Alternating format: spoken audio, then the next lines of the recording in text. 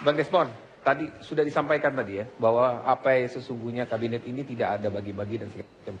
Cuma apa yang menjadi kendala Anda untuk sebelum kita tutup nanti? Kendala di kabinet ini? Saya melihat bahwa kabinet ini lebih kesannya profesional. Ya, kalau kita lihat dari komentar Jokowi memanggil satu-satu, itu komentarnya adalah orang yang sukses mengurus perusahaan. Ya, apakah ini kita mau negara ini kita bicara tentang mendapatkan hasilan sebanyak-banyaknya atau bicara tentang distribusi kesejahteraan dan keadilan itu? Ya, hampir semua menteri, ya, misalnya di RUT ini jadi menteri ini, ya, pariwisata dan macam-macam ini. Memang Pak SBY tidak begitu kabinetnya, sama enggak, juga. dia tidak mengungkapkan alasan-alasan yang menurut saya alasan ini jauh daripada harapan rakyat, ya. Misalnya Susi disebut dia ahli ini, tapi Nggak ada nama lain selain Bu Susi. Dari tadi Bu ya, Susi. ini contoh, misalnya Rahmat Gobel, ya. Rahmat Gobel. Ya, dia anaknya Gobel di situ. Ini Menteri Perdagangan. Dia punya bisnis Panasonic. Apakah tidak konflik of interest ke depan?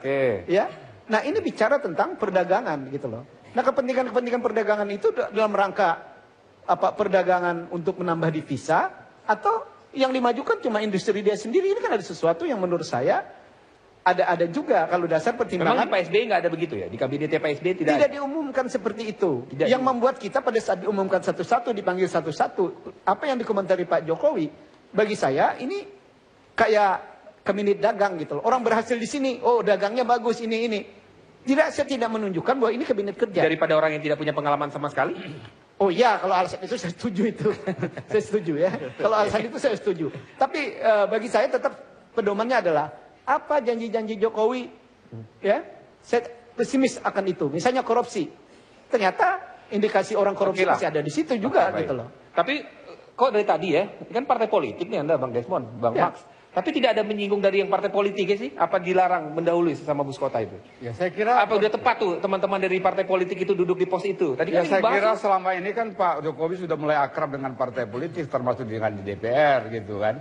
Jadi porsi DPR itu, ya persipua partai politik itu sebisa-bisanya bisa memenuhi apa yang diharapkan gitu. Karena bagaimanapun juga kunci keberhasilan nanti pemerintahan ini adalah di DPR gitu ya.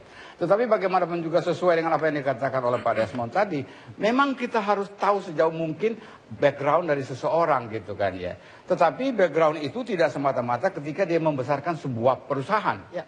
Tidak itu. Contohnya misalnya ada yang Menteri Perhubungan kalau nggak salah siapa ya. Biasa tidur di gerbong kereta, nanti tidur di pesawat.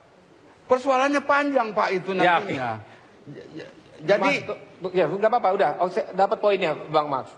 Tapi Mas Tobas, mengapa Anda tersenyum tadi? Apa yang disampaikan teman-teman ini